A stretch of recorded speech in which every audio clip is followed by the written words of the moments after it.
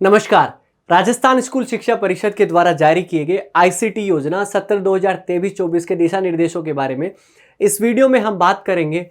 ICT योजना जिसका मुख्य उद्देश्य है विशेष रूप से ग्रामीण क्षेत्रों में सूचना तथा संचार तकनीकी के माध्यम से आधारभूत संरचना प्रदान करना और साथ ही साथ विद्यार्थियों को डिजिटल दुनिया की चुनौतियों का सामना करने के योग्य बनाना। तो सबसे पहले हम बात करते हैं कि आईसीटी लैब स्थापित करने की योजनाओं के बारे में। और आईसीटी लैब स्थापित करने की योजनाएं पीएबी गवर्नमेंट ऑफ इंडिया और जन सहभागिता स्कीम है। सबसे पहले हम जानेंगे पीएबी गवर्नमेंट ऑफ इंडिया को थोड़ा डिटेल में। और पीएबी गवर्नमेंट ऑफ इंडिया यानी कि जहां पर विद्यालयों की संख्या निर्धारित की गई है सेकेंडरी सेटअप के लिए 8143 और एलिमेंट्री के लिए आपकी कितनी 161। बात करें वित्तीय प्रावधान की तो वित्तीय प्रावधान नॉन रिकरिंग 6.40 लाख रुपए और साथ साथ में 5 साल के लिए रिकरिंग 2.40 लाख रुपए प्रतिवर्ष प्रदान किए जाएंगे। ये वित्तीय प्रावधान है। अब बात करते हैं जन सहभागिता स्कीम की। थोड़ा सा खास है इसमें, वो किस तरीके से कि विद्यालयों की संख्या यहां पर ओनली सेकेंडरी सेटअप के अंदर 3929 है और वित्तीय प्रावधान नॉन रिकरिंग 3.03 लाख रुपए है। लेकिन जो आपको वित्तीय प्रावधान 3.03 लाख रुपए नजर आ रहा है, ये दो हिस्सों में बांटा गया है। दो हिस्सों में किस तरीके से बांटा गया है कि 3.03 लाख रुपए को 25% और 75% में बांटा गया है। 25% यानी कि जिसका हिस्सा बनता है 75,750 रुपए, जो कि विभिन्न योजनाओं जैसे कि MLA MP LAD DMFT BADP CSR Magra Dang विकास योजना भामाशाह और जन सहयोग के माध्यम से माध्यमिक और उच्च माध्यमिक विद्यालयों में लैब संस्थापना के हेतु जिला स्तर, ब्लॉक स्तर और विद्यालय स्तर पर किए जाने की योजना है। और बाकी बचा 75% हिस्सा यानी कि 2,27,250 रुपए राज्य सरकार द्वारा प्रदान किए जाने की योजना है। अब यह बात हो गई है आपकी योजना के बारे में। और कुछ प्रावधान है लैब और आपके स्मार्ट क्लासरूम स्थापित करने हेतु। उनके बारे में अगर मैं बात करूं तो स्मार्ट क्लासरूम सेकेंडरी सेटअप के लिए 2023-24 के लिए आपका पीएबी समसा और पीएबी स्टार्स दो स्कीम। पीएबी समसा के अंतर्गत फिजिकल आपका स्मार्ट क्लासरूम रहेंगे 3,420 और यूनिट कॉस्ट 2.40 लाख रुपए। और फिजिकल रहेंगे पीएबी स्टार्स के अंदर आपके 590 और यूनिट कॉस्ट 2.40 लाख रुपए, यानी कि टोटल 4,010 आपके स्मार्ट क्लासरूम होंगे। और आगे की तरफ अगर मैं बात करूं आईसीटी लैब के लिए कुछ प्रावधान है। उन्हीं प्रावधान के अंतर्गत ये आईसीटी लैब स्थापित की जाएगी। जैसे कि आपकी आईसीटी लैब अगर आपका नामांकन सेकेंडरी और हायर सेकेंडरी इनरोलमेंट आपका 100 से कम है, अगर 100 से कम है आपका इनरोलमेंट, तो पीएबी समसा में फिजिकल आपका 380 और यूनिट कॉस्ट रहेगी वो 2.50 लाख रुपए रहेगी। ये इतना है। और अगर नामांकन 200 से 250 के मध्य अगर है तो पीएबी समसा में आपका 260 है फिजिकल और यूनिट कॉस्ट आपकी 4.50 लाख रुपए होगी। और पीएबी स्टार्स की अगर मैं बात करूं तो यहां पर 594 फिजिकल और यूनिट कॉस्ट होगी आपकी वो 4.50 लाख रुपए होगी। और अगर नामांकन 250 से 700 के मध्य है तो पीएबी समसा में 155 और जिसकी यूनिट कॉस्ट रहेगी वो रहेगी आपकी 6.40 लाख रुपए। और फिजिकल पीएबी स्टार्स के अंदर मैं बात करूं जहां पर नामांकन आपका 250 से लेकर 700 के मध्य है तो वहां पर 661 है और यूनिट कॉस्ट आपकी 6.40 लाख रुपए है। और अगर आपका नामांकन 700 से ज्यादा है तो आपका पीएबी समसा के अंदर 142 और जिसकी यूनिट कॉस्ट आपकी कितनी है 6.40 लाख रुपए। अब यहां पर जो आईसीटी लैब और स्मार्ट क्लासरूम जो आएंगे उनका यूज कहां आएगा ये हम बात करते हैं। और उपयोग की अगर मैं बात करूं तो इसका उपयोग ई कक्षा यूट्यूब चैनल जिस पर कंटेंट अवेलेबल रहेगा उसके यूज कर सकते हैं। मिशन ज्ञान ऐप के थ्रू आप, हार्ड ड्राइव के थ्रू आप यूज कर सकते हैं, या दीक्षा राइज पोर्टल के थ्रू आप कंटेंट का यूज कर सकते हैं जो कि डिजिटली फॉर्म में तैयार किया गया है। अब बात करते हैं सबसे पहले कि किस तरीके से आपको यूज करना है।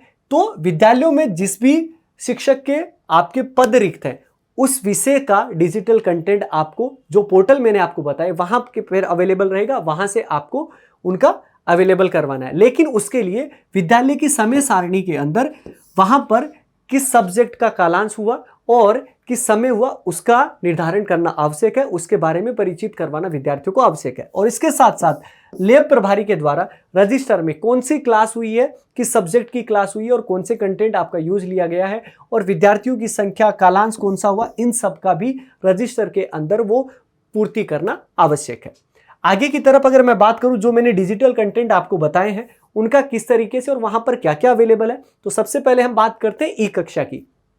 तो ई कक्षा इस योजना के अंतर्गत राजस्थान ने तकनीकी एजेंसियों और सीएसआर भागीदारों के साथ ई कक्षा बनाने की भागीदारी की है, जहां पर ई कक्षा में कक्षा 1 से 12 के लिए हिंदी माध्यम, अंग्रेजी माध्यम और विशेष आवश्यकता के लिए प्रासंगिक सामग्री पढ़ाने वाले शिक्षकों के डिजिटल वीडियो का एक बैंक है। टोटल बहुत सारे वीडियोज हैं जहां पर, और जिसका यूज छात्रों की पढ़ाई को सुलभ बनाने के लिए यूज किया जा सकता है। छात्रों को आसानी के लिए प्रत्येक अध्याय को उपभागों में बांटा गया और यूट्यूब चैनल पर यही कक्षा 1 से 12 तक डिजिटल कंटेंट अवेलेबल है।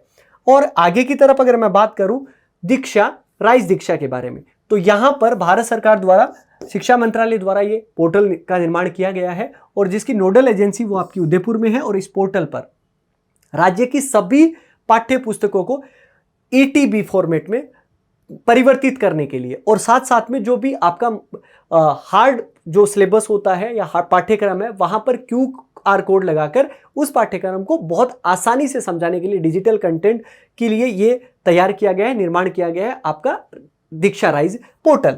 और आगे की तरफ अगर मैं बात करूं तो कुछ दिशा निर्देश है, क्योंकि आप ICT लैब अगर आप स्थापित करते हैं तो वहां पर लैब प्रभारी की आवश्यकता पड़ेगी। और लैब प्रभारी किस फॉर्म में होंगे, आपके कब लगाने और किन किन को आप लैब प्रभारी बना सकते हैं, उसके बारे में यहां पर जानकारी दी गई है। तो जिन विद्यालयों में बेसिक कंप्यूटर अनुदेशक या वरिष्ठ कंप्यूटर अनुदेशक कार्यरत है, उन विद्यालयों में उन्हें ही लैब प्रभारी बनाना है। अगर ये नहीं है आपके विद्यालय में, तो फिर आपको क्या करना है कि विज्ञान संकाय के व्याख्याता या फिर वरिष्ठ अध्यापक, जो कि आपके विज्ञान के, गणित के या अन्य शिक्षक हो सकते हैं, उनको लैब प्रभारी आप बनाएं। और अगर आपके स्कूल में व्यावसायिक शिक्षा पद्धति अगर संचालित है जिनमें IT ट्रेड की लैब है, तो उन विद्यालयों में प्राथमिकता के आधार पर तो बेसिक कंप्यूटर, राजकीय बेसिक कंप्यूटर अनुदेशक या वरिष्ठ कंप्यूटर अनुदेशक को अथवा व्यावसायिक शिक्षा IT ट्रेड प्रभारी को लैब प्रभारी नियुक्त किया जाना, यह आपका प्रावधान है। अब आगे की तरफ अगर मैं बात करूं और आगे अगर हम चले तो कुछ और दिशा निर्देशों के बारे में बात करते हैं कि लैब प्रभारी द्वारा आपके विद्यार्थियों को क्या क्या सिखाया जाना चाहिए। तो यहां पर बताया गया कि कक्षा 6 से 12 के विद्यार्थियों को word, spreadsheet, power point presentation, internet और ईमेल आदि के बारे में जानकारी देना है। और लैब प्रभारी द्वारा शाला दर्पण पोर्टल पर, बहुत इंपॉर्टेंट पॉइंट है, शाला दर्पण वेबसाइट पर जाके वहां पर ICT लैब स्टेटस मॉड्यूल को के फॉर्म को फिल करना, वहां पर डेली वहां पर जो क्वेरी होती है, जो उनके बारे में पूछा गया उसके बारे में वहां पर उसको फिल करना है। और जिला स्तर अधिकारियों के दायित्व के बारे में अगर हम बात करूं तो लैब प्रभारी के नाम, मोबाइल नंबर और विद्यालयवार सूचना एकत्रित करके उनका व्हाट्सएप ग्रुप बना के जिला स्तर पर कार्यक्रम अधिकारी या अतिरिक्त जिला समन्वयक द्वारा नियमित मार्गदर्शन किया जाना आवश्यक है। और साथ साथ में यहां पर अधिकारियों द्वारा ICT गतिविधियों की मॉनिटरिंग को भी सुनिश्चित किया जाना चाहिए। और आगे हम बढ़ते हैं कि अगर हमें कंप्यूटर लैब का संचालन करना है कि वो प्रॉपर तरीके से संचालित हो पाए, उसमें किसी भी तरीके की दिक्कत नहीं आए, तो उसके लिए यहाँ पर कुछ दिशा निर्देश है, जिसमें कि प्रतिदिन कंप्यूटर लैब का उपयोग हो ताकि जितने भी आपके उपकरण है वो क्रियाशील रहें। अगर वो ऐसे रखे जाएंगे तो फिर उनमें कमियां होने के जो चांसेस होते हैं वो ज़्यादा हो जाते हैं। आगे की बात करें तो प्रत्येक विद्यार्थी को कंप्यूटर कक्ष का संपूर्ण उपयोग होने दें ताकि वो प्रॉपर तरीके से सीख पाए। और यदि उपकरण वारंटी या गारंटी के नियमों के अंतर्गत आता है, तो अगर कोई खराबी हो जाता है तो वहां पर उसको ठीक करवाया जाना चाहिए। संस्था प्रधान के द्वारा कंप्यूटर लैब उपकरणों का बीमा करवाया जाना आवश्यक है ताकि किसी भी क्षतिपूर्ति का भरण किया जा सके। और इसके साथ साथ जिन विद्यार्थियों में राजकीय कंप्यूटर अनुदेशक पद स्थापित है, उनमें लैब संचालन का कार्य का निर्वहन राजकीय अनुदेशक द्वारा किया ही जाना आपका सुनिश्चित किया जाए। और लैब संचालन एवं रख रखाव हेतु संस्था प्रधान हेतु लैब प्रभारी का नियुक्ति आपका संस्था प्रदान करेंगे। और कंप्यूटर कक्ष को हवादार एवं पर्याप्त रोशनी से परिपूर्ण रखिए ताकि डस्ट वगैरह आपकी नहीं आए और जितने भी उपकरण हैं वो एकदम सही सलामत रह सके और कक्षा में नमी और आर्द्रता ना हो ताकि किसी अर्थिंग वगैरह या किसी अनहोनी की चांसेस ना हो। तो ये था हमारा कंप्लीट आपका ICT योजना सत्र 2023-24 के लिए जारी किए गए दिशा निर्देश, जो कि राजस्थान स्कूल शिक्षा परिषद के द्वारा जारी किए गए हैं। उम्मीद है कि आपको ये जानकारी पसंद आएगी। धन्यवाद।